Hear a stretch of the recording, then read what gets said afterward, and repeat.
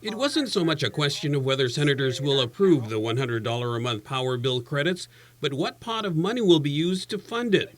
The measure by Senator Joe San Augustine would use local general fund monies, but Republicans like Senator Jim Moylan said why not the millions that are still left in federal ARP funds? He says the CNMI transferred $7.5 million in ARPA to subsidize $500 worth of power bills for their more than 6,000 residential customers. I'm sure they got the same rules that we have, but somehow their interpretation says they agree they can use this.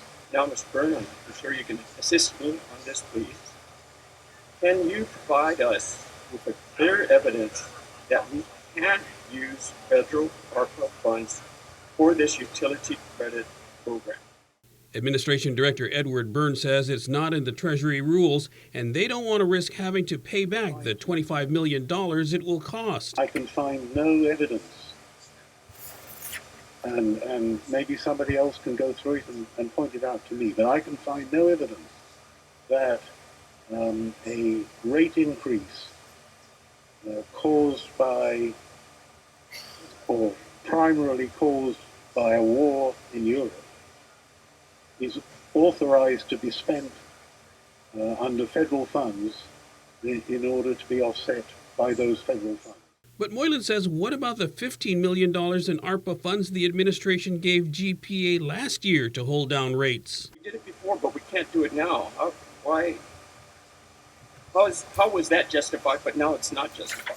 Byrne said that's because back then they were operating under more lenient interim rules. This time we're operating under final rules that don't permit it. We were advised by the Treasury that anything that we did, providing it wasn't too flagrant, under the interim rules would be agreed to by the Treasury, but that we had to abide by the final rules. Republicans, though, were unconvinced, and Senator Frank Blah said they want input on the federal rules from another side, namely Delegate Michael St. Nicholas. I'd like to move to that we recess till Monday at 10, and then at that time reach out to the Congressman's office and ask if the our delegate to Washington, Congressman Mike St. Nicholas, can come before the body to be able to provide basically his opinion and what is his take on what funding can be utilized for this initiative, and in good faith, give him enough time to be able to respond. The emergency session reconvenes at 10 a.m. Monday. For KOAM News, I'm Nestor Lecanto.